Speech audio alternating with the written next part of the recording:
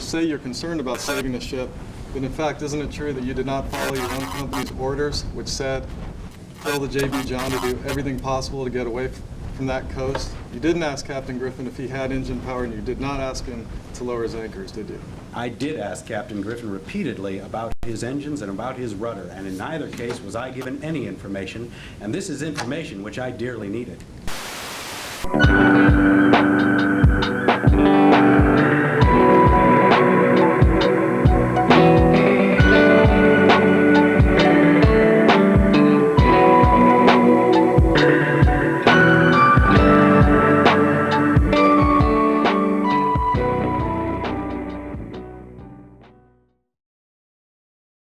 So if you caught my little promo short about the driveway tapes, you may remember one that I said looked like it was straight out of Silent Hill.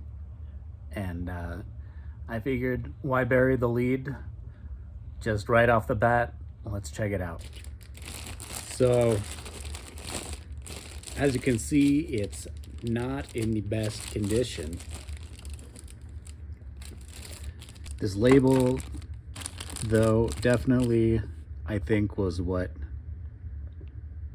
made me think of Silent Hill, because it just matches that vibe so well. It's obviously decaying, and I actually sealed this one away in this protective bag because I thought it may have mold, but it's been a few months. If there is any mold, it's possible it has died. Honestly, don't even know if that's how that works, but I'm feeling brave enough to check it out and expose myself to mold.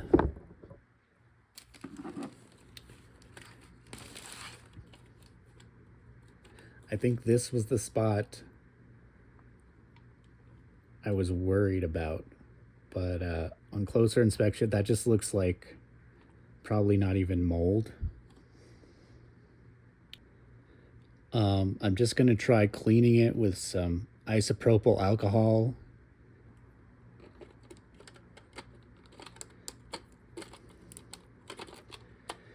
Cannot turn the reels with my fingers, and that is because I have not released the latch. Let's try that again.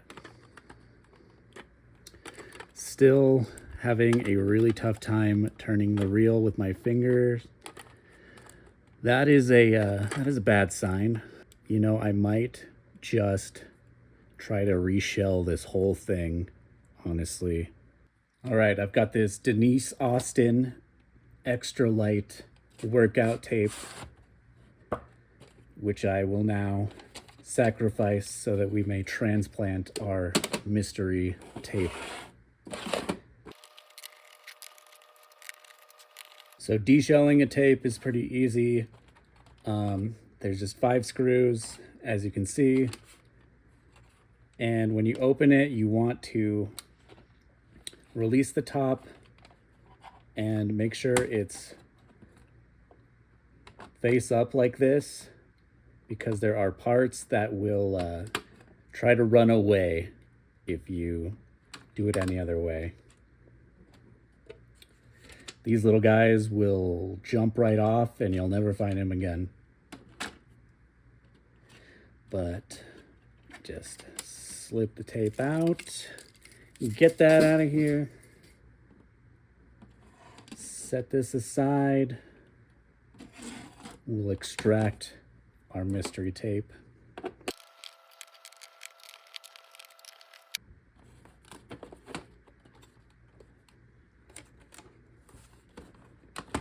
Let's get a closer look at this label before we ditch the shell.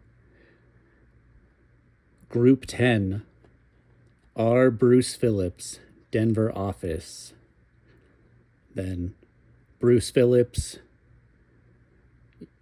handwritten beneath again. Looks like this was typed up in a typewriter, and this whole label just very mysterious. Really makes me want to see what's on the tape. Let's get it out of there.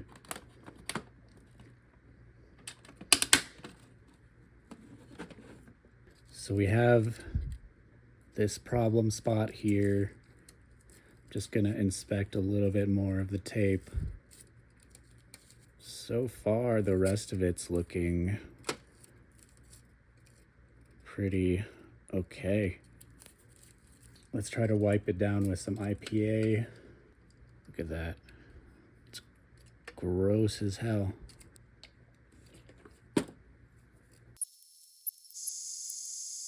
Ugh.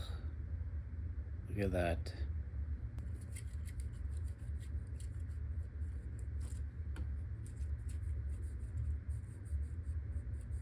I kinda was able to clean it up a little bit.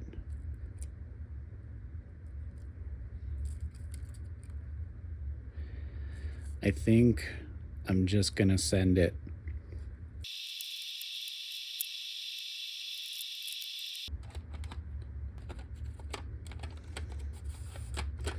Okay, we got it turning.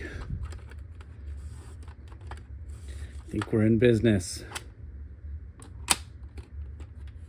I'm not quite comfortable using my nice decks of, definitely not, but even my mid-range Sony here, I don't really want to use on this janky of a tape, so I'm gonna throw it in my cheapo Magnavox unit here.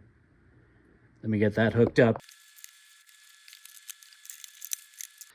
So if you're wondering what this thing is, well, that is my DMR ES20 DVD recorder that I use as a kind of poor man's processing unit. You know, these cheaper decks don't give off the best signal, not the cleanest signal.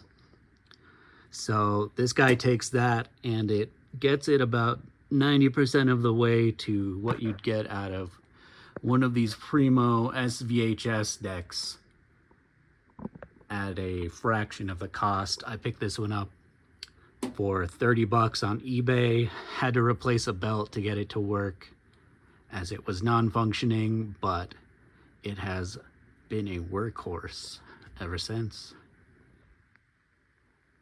All right, in she goes. All right, let me fire up my capture chain here. What was the name? Brian Phillips, right? Let's go with that. All right, here we go.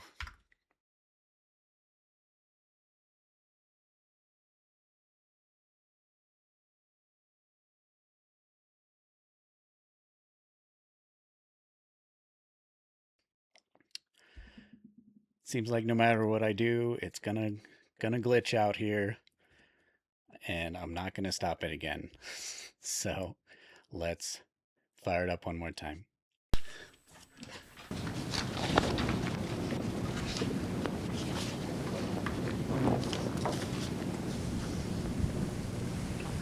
Captain Barkhausen, you stated that the Superior had a 10,000 horsepower engine. I said that we had 10,000 horsepower pulling power, yes. But the Superior was only rated and tested at 6,250 horsepower, isn't that correct?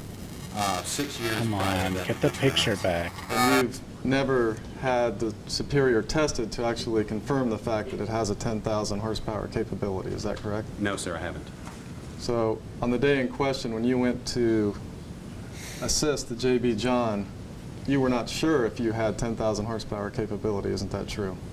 At that time, I believed that that was approximately what I had. But it had never been actually confirmed in a test. No one had tested it, no, sir. You also stated that you've never had an unsuccessful towing operation. Up until the JB John, yes, sir. Prior to the JB John, you had never actually tried to tow a fully laden, very large crude cargo, isn't that correct? Not a boat of that particular class and size, although some slightly smaller. So this was the first time you were actually trying to tow a fully laden crude carrier. Yes, sir. Oh, it's starting to come back. Isn't it correct that when you first approached the Superior, you had doubts about whether you could tow that boat? No, JB John, excuse me.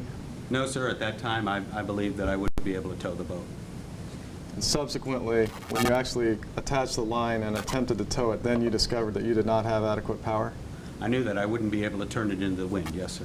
At that time, you never informed Captain Griffin Come on. that you were not able to tow Come on. his ship, did you? No, sir, I This didn't. mischaracterizes this testimony. The city wasn't able to turn it into the wind, not that he wasn't able to tow the ship. Overruled. You can cross-examine on that if you wish. Let me repeat that. At the time when you discovered that your ship was incapable of towing the JB John, you never informed Captain Griffin of that fact, did you? No, sir. And subsequently, during the Come whole on. course of the rest of the incident, you never told him that you felt you were incapable of pulling that ship, did you? No, sir. Don't you think that was a pretty important detail? At that particular time, This there is were several actually reasons for not riveting. mentioning that to the captain. One of which was that Come on. the same Come on. reason I didn't mention the weather. The captain Stabilize. could see that his boat wasn't moving. I had my tow line attached. I didn't think it was really necessary to tell him that I was unable to move it. Also, So you just let him sit there under the impression that you were actually still attempting to pull him. I was still attempting to pull. At that time, you were merely holding the JB John, though, isn't that true? Yes, sir. I realized I wasn't going to move it, but I was still holding it. And at that time, you called Pierce Salvage and told them to send the Hercules? Yes, sir, at 3 o'clock. And isn't it correct that Pierce Salvage told you that the Hercules would not be able to come to the assistance of the JB John for 6.5 hours? That's correct, sir. So you intended to just sit there for 6.5 hours holding the JB John without letting Captain Griffin know that you were not actually pulling him or even capable of pulling him toward shore? I really didn't see what Captain Griffin could do about it. Just a minute ago, you said you called Pierce Salvage, told them to call the Hercules. It was 87 miles away. If you had told Captain Griffin, don't you think he could have called the Coast Guard and perhaps there were other ships that weren't employed by your employer who could have come to the assistance of Objection, that Your Honor. ship? That calls for speculation by this witness. Sustained. You never gave Captain Griffin a chance to call the Coast Guard, and you never called the Coast Guard to see if there was any other ships closer than your own employer's ship, the Hercules, did you? No, I didn't. Now, you said that when you discovered that you were not able to pull the JB John, you decided that was a good time to discuss contract terms. That particular time, since neither boat could move, that seemed that we should at least establish under what contract I was performing this service of saving his ship. You felt that your compensation was more important than telling Captain Griffin that you were unable to pull him to safety? I've already pointed out why I didn't tell Captain Griffin, and there were additional reasons. But you felt it was more important to get that contract set than to tell Captain Griffin that you were just going to leave him out there until the Hercules came 6 hours later. Objection, Your Honor. That mischaracterizes this witness's testimony. Overruled. I wasn't just going to leave him out there till the Hercules. I was holding him and trying to save his ship. I was doing all that I could do. But there was nothing else I could do at the time, so it did seem to me that I should find out what sort of contract we were working under. Now, along these lines of what type of contract you were working on, since that's what you were discussing, and you say you're concerned about saving the ship, but in fact, isn't it true that you did not follow your own company's orders, which said, tell the JB John to do everything possible to get away from that coast? You didn't ask Captain Griffin if he had engine power, and you did not ask him to lower his anchors, did you? I did ask Captain Griffin repeatedly about his engines and about his rudder, and in neither case was I given any information, and this is information which I dearly needed. Despite that fact, that you did not get an answer from Captain Griffin, you knew his engines were operational, didn't you? And you sent a telegram to your company saying that. Isn't that true? I suspected his engines were working since I had not been informed otherwise. I would have liked to have heard from the captain himself on the subject. Isn't it true that you sent a telegram to your company saying that you knew his engines were operational? I sent a telegram in which I assumed that, which is a little different from hearing it from the captain. Why don't we take a look at that telegram? Your Honor, could I project an exhibit to the jury? Any objection to showing the telegram? No objection, Your Honor. This is a telegram sent from you to Pierce Salvage at 2:37. Yes, sir. As I say, there I assume the engine had capability. Not only do you assume it, you say J.B. John has engine capability, did you not? Right, to the best of my knowledge at that time. Despite this, you never asked Captain Griffin to assist your towing by starting his engines, did you? That would have been extremely inadvisable under those conditions. How could it be inadvisable when all you could do was hold him? A little engine power would have helped you. Of course, he's not having any, in that particular weather conditions, he might have just pushed himself right further toward the coast. At that time, I was much more comfortable with just holding the ship, which I was doing. You were holding the ship, pointing out to sea. Had he started his engines, it would have aided your movement out towards sea. Isn't that true? No, sir, I don't think so. At that particular time, he was pointed toward the coast. It would have pushed him into the coast. But you were holding him out to the coast. If he had started his engines, the inertia at least would have gone away from the coast. You wouldn't have gone any closer. I don't agree, sir.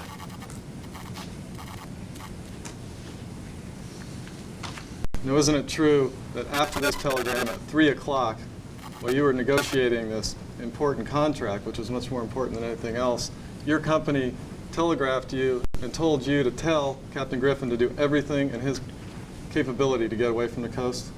Yes, sir. And you didn't make any attempt to tell Captain Griffin that fact, did you? In that particular situation, the captain of the towing vessel is in charge, and I thought what we were doing was the most advisable. And except for the snap tow chain, I'm convinced to this day we would have been fine. I could have held that ship, no problem. I was doing what I felt were the best steps to save that ship, and I am in charge in that particular situation. So what I think is best, that is what I do at that time. And you didn't even confer with Captain Griffin about the fact that you were just holding it and about the fact that your own company told you to tell Captain Griffin to do everything in his power. At that time, I believe Captain Griffin was doing exactly what he should have been doing. Why don't we look at this other telegram, too? This telegraph is at 3:10. Man, you know, that's just like really Well, makes that's you sort of- feel like you're watching This is from something you Pierce really Salvage shouldn't to be you, and it's watching. what I've underlined says, contact J.B. John and request that she do everything in her power to slow never drift meant to towards shore. watch. Now, you, in fact, didn't tell the J.B. John to do anything. You just let it sit there aimlessly drifting toward the coast, didn't you? No, sir, I was holding it to the best of my ability. That's sort of a blank check, just to do anything in her power to slow her drift. I don't consider that a specific instruction telling me to do anything in particular. It's not other than telling the you, opposite. it's telling you to contact the J.B. John and request that she do everything in her power to slow her drift. But at that particular place, I am in charge of that salvage operation, and she was doing what I wanted her to do. It would be ludicrous of me to get a rather open-ended message like this and start doing things that somebody in an office a couple hundred miles away. You don't think asking the J.B. John if she could drop her anchors would have helped you hold that ship? Is that what you're telling me? At that particular time, I didn't think dropping the anchors would have been advisable. Wouldn't that have aided your assistance holding the ship until the Hercules came 6 hours later? The ship already had water coming in over the port side, and the bow was dipping under the surface. In that kind of weather, in that particular sea, I would have thought that inadvisable. But you didn't even confer with Captain Griffin about whether he could have dropped both anchors. You didn't even ask him, did you? Communications at that time were very difficult, and as I say, in an operation... Communications were difficult, but not too difficult to negotiate a contract, were they? Also, not too difficult for me to be informed of the position of the rudder. Like I say, a lot of it wasn't getting back and forth. But the point is, you never even made an attempt to communicate whether he could drop his anchors, but you did attempt to negotiate the contract. Isn't that true? I did attempt to get a Lloyd's Open salvage form, yes, sir. Isn't it true that you personally stood to gain a lot more money had you obtained a Lloyd's Open Form contract? Well, that's open to question, because whenever you put a line across, you are entitled to salvage. I would guess that under the Lloyd's form, I would make more. It would depend on the disbursement under what other court we ended up in. Isn't it true that under a Lloyd's contract, you get 6.5% of the salvage, whereas under a normal, you only get 1.5%? That's true, sir. Of course, I'm not allowed to do the other anyway. That's my company's rule. That's another interesting point. Is it your company rule that you can only do a Lloyd's open form contract when the vessel is disabled? Yes, sir. The steering gear on the J.B. John was not working, but her engines were working. She wasn't technically disabled, was she? Well, I don't consider the ability to go in large circles making a ship undisabled. Well, if that's the case, when you first approached J.B. John, why didn't you tell Captain Griffin immediately, Captain, I can only work exclusively in a Lloyd's open form? Instead, you merely offered a Lloyd's open form. You didn't inform him that you could exclusively work on one until the subsequent negotiations, did you? From the beginning of the conversations, my end of the argument was that we would only work under a Lloyd's open form. You can call it an offer or whatever else, but I made it very clear to the captain that was the only salvage contract that I would operate under.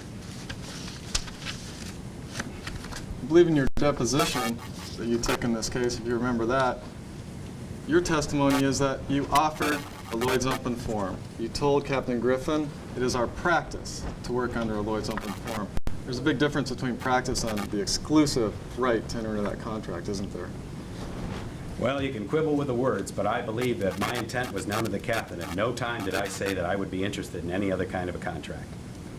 Don't you think if you had told Captain Griffin immediately, I only work exclusively under this contract and that's the only terms I'm going to work under, that he would have had to make the decision then, and that could have ended all the quibbling. If he would have said, I refused to enter into that contract, that's it. No, you just made an offer and you opened this whole contract dispute, didn't you? No, sir. Your Honor, objection. We've gone over this ground repeatedly.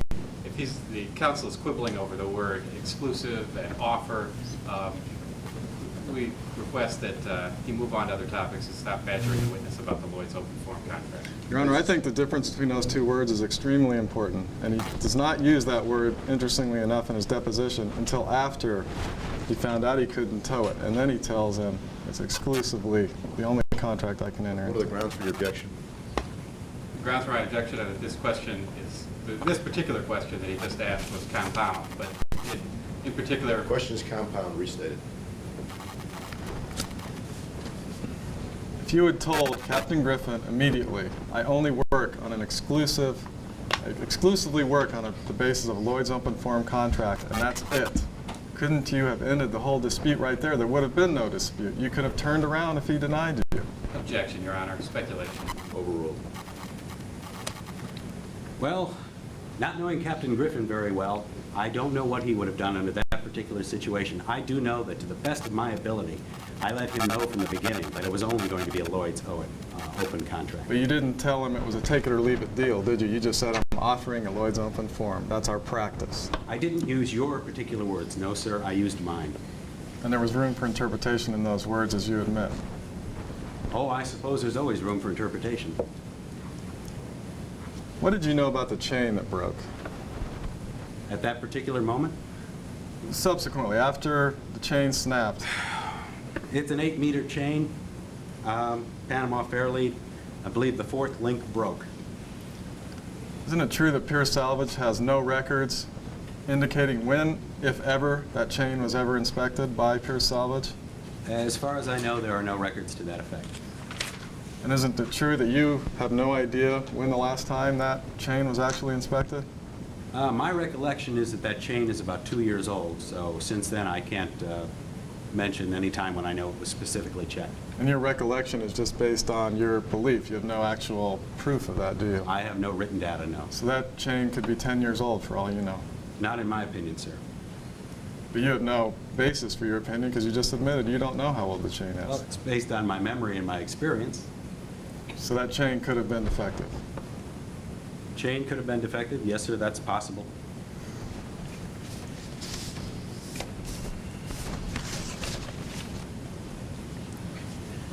Not gonna lie, I'm still a little fuzzy on That's all I have, Your Honor. the incident they're talking about. Apparently, Cross-examination. this guy's company was Never hired towed to fully tow laden someone's BLCC, boat. and in fact, no one else in the world has. Is that correct? That's correct, sir. So that was a pretty big challenge for you to tow the Superior, wasn't it? Yes, sir. Despite that fact, you arrive at the scene and you send off the closest ship from your company. Isn't that correct? Well, actually, that ship wasn't particularly close. I informed them that they could use it on another mission. But it was the closest ship in your company to you at that time. Yes, sir. Despite the fact that no one in the world has ever towed a fully laden VLCC, you sent that ship off and we're going to do it all on your own with a ship that had never been tested to confirm that it had 10,000 horsepower engines. Yes, sir. That's all I have. Any Nothing further, further? Your Honor. Witnesses thanked and may stand down. And some fishy business ensued. Jury is excused for lunch. We will reconvene in the 55th. All right, so the first thing I did after watching the tape is I went and I looked up our Bruce Phillips, not Brian Phillips, on Google. Could not find definitively someone that looked like that guy. You know, of course, this was probably late 80s, 90s, and people's faces change. Thing is, we don't even know it, like, so the tape we know was at some Denver office, but that doesn't necessarily mean that our Bruce Phillips is based in Colorado or was based in Colorado. There were a couple our Bruce Phillips listed on a couple sites in Colorado. They didn't have pictures. So I don't know if we'll ever know which our Brian Phillips this is, or even who really I mean, we're assuming that the lawyer asking the questions is probably our Bruce Phillips. But of course we can't know that, and we can't know which our Bruce Phillips it really is from the information we've been given. We just know what his face looks like. And so if you are our Bruce Phillips and you just happen to see this video, comment below. But we do have some key pieces of information right off the bat in the video. We're given the fact that the witness being questioned is named Captain Barkhausen. His ship was called the Superior. Captain Barkhausen, you stated that the Superior had a 10,000 horsepower engine. And the ship that his company was hired to tow was called the JB John. So on the day in question, when you went to assist the JB John, So I typed all this information into Google, did some digging. Turns out that all of these details match a National Institute for Trial Advocacy, NITA, mock trial called World Oil Co. versus Northeast Shipbuilding Inc. and Toiler Salvage. I had been thinking that this was, I've never seen a mock trial, hardly even seen any real trials. So I thought it was real. Turns out, most likely, this was some kind of mock trial situation. So that's one big part of the mystery solved. We can know that all the details line up. Of course, there's a bunch of remaining questions, like if this was Bruce Phillips's own tape that he held on to, I don't think he would write his own name sloppily in pen on the spine. That just seems weird. There's also the Group 10 label that was slapped on. Who knows? Like, I don't think that this was like a carefully cataloged tape, you know? I don't think you'd write in pen for that. I think you'd use a marker or something so that it stands out. So there's a lot of questions remaining, but I'm okay with that. That's part of the fun of exploring the driveway tapes, is that you get to observe a little slice of reality that was just sitting out there, and that very few people have ever even probably seen. So thank you for joining me on this exploration. I hope you had fun, and hope to see you next time. You know, subscribe, leave comments, and all that, and I will see you later.